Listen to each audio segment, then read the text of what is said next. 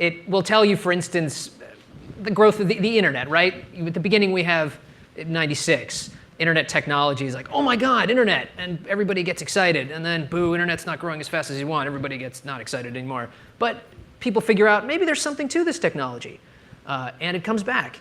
Now, I want to bring up a second chart, which shows you Bitcoin's price. And Balaji, you were saying that there's some similarities here.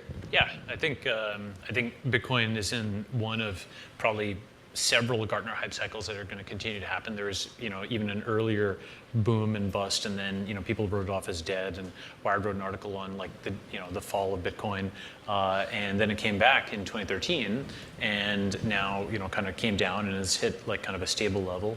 And there's just so much energy and things that are being built in the space that I think it is likely, maybe if not the price for a while, but certainly the adoption is definitely going to increase. Okay, so if I'm maybe overlaying this onto the growth of the internet, so we may be in that cycle, that sort of 2002, 2003 time frame when maybe people were less enthusiastic, but things like Facebook were on the minds of entrepreneurs like Mark Zuckerberg. So the question for you is, what's being built on Bitcoin that's going to be the next Facebook right now?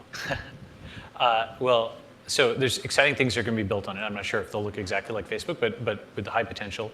I do think that there's at least two major wings of Bitcoin, or fronts, if you will.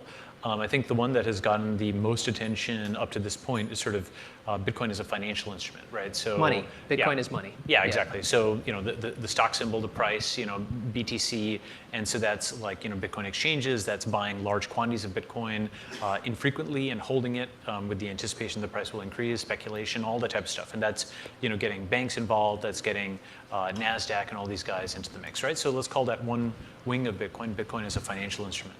And I think there's another wing of Bitcoin that's going to be opening up, this year and then in the next 1 or 2 years, and that's Bitcoin as a protocol.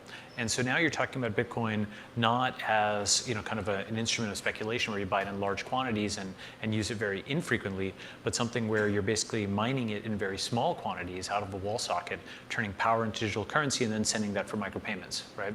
And so now something which can solve a lot of big problems, right? So for example, just on stage recently, you had Sridhar talking about ads and ad block and the necessity. Sridhar from Google. From Google, that's right.